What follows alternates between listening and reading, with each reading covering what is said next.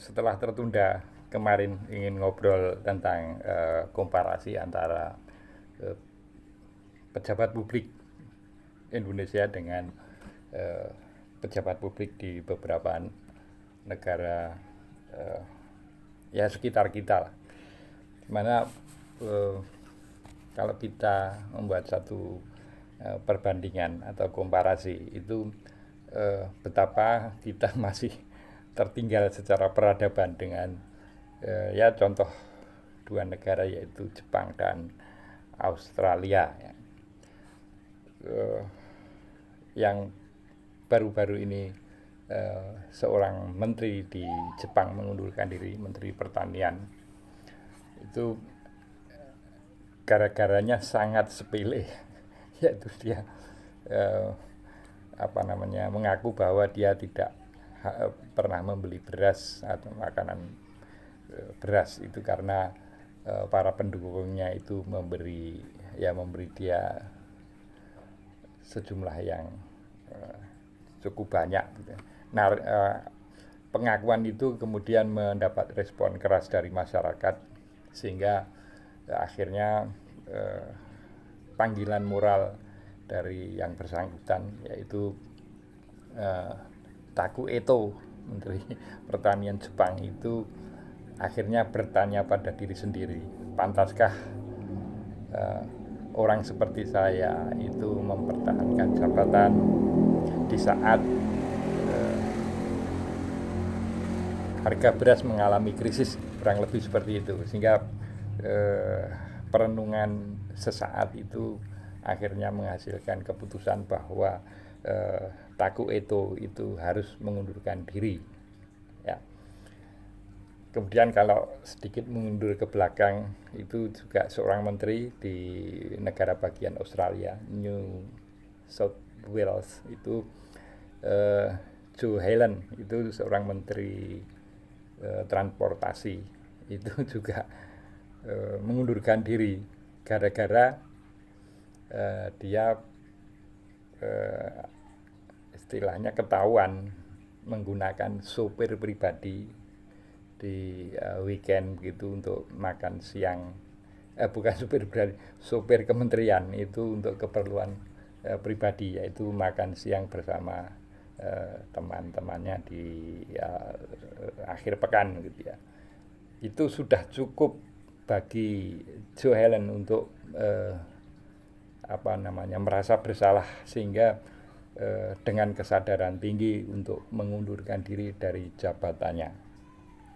Nah, kalau kita kemudian berpaling pada wajah kita sendiri, yaitu negara tercinta Indonesia Raya, itu bagaimana eh, coba tolong kalau misalnya ada yang ingat, saya kok belum ingat sampai sekarang contoh pejabat kita yang mengundurkan diri dengan kesadaran karena perasaan bersalah itu. Ya mungkin Anda bisa tuliskan di kolom komentar untuk bahan bahan belajar kita bersama ya. Nah, eh,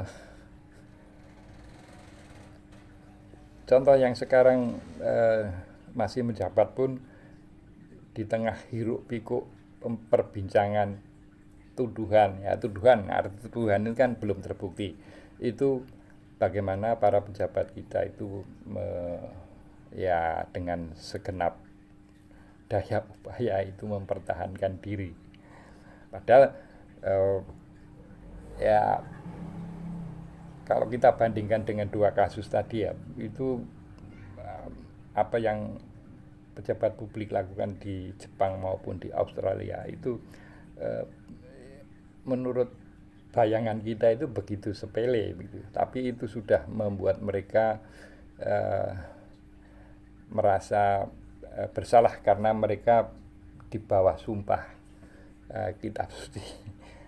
Pejabat-pejabat kita yang menduduki posisi dan harus dimulai dengan sumpah jabatan di atas kepala mereka kitab suci itu seolah-olah ya sekedar seremonial yang tidak membekas sama sekali ya.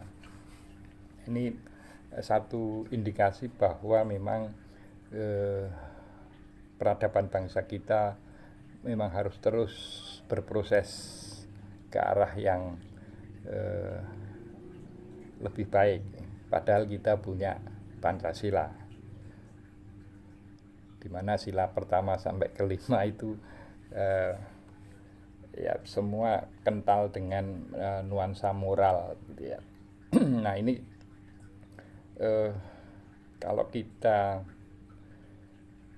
kaitkan dengan yang sekarang juga sedang ramai itu berdasarkan apa yang terjadi di Jepang, di Australia, maka saya sebagai masyarakat yang berharap bahwa para pejabat kita itu terus berproses ke arah atau menuju peradaban yang lebih baik, itu berharap ya, kepada Bu Ova Emilia itu berdasarkan dua kasus tersebut ya. Bu Ova Emilia juga pernah belajar di New South Wales, untuk studi doktoralnya itu terpanggil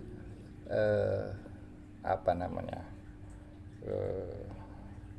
moral integritas maupun dedikasi, sehingga ya tidak ada salahnya kalau Bu Ova itu mengikuti salah satu nasihat dari ya alumni UGM sendiri, yaitu Profesor Dr. Tono Saksono ya, dari teknik geodasi kalau tidak salah ya.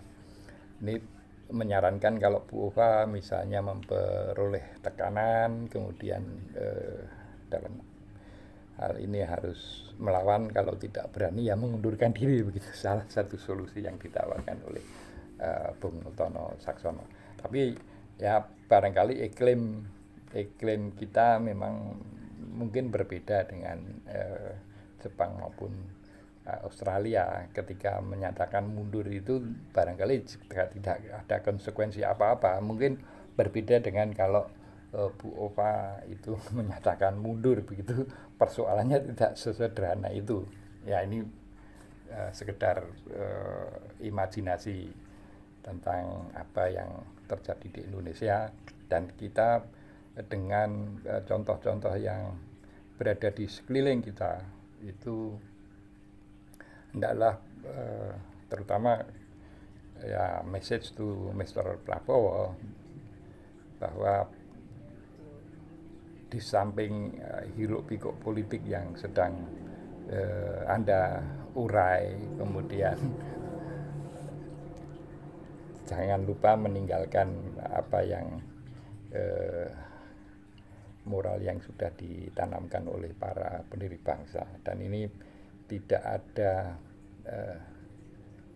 jeleknya kalau Mr. Prabowo sedikit demi sedikit mulai meletakkan dasar-dasar itu, karena bagaimanapun bangsa ini adalah bangsa yang besar, itu akan menjadi bangsa yang kerdil ketika peradaban yang didrive oleh etika itu terseok-seok gitu ya. Salam konstitusi.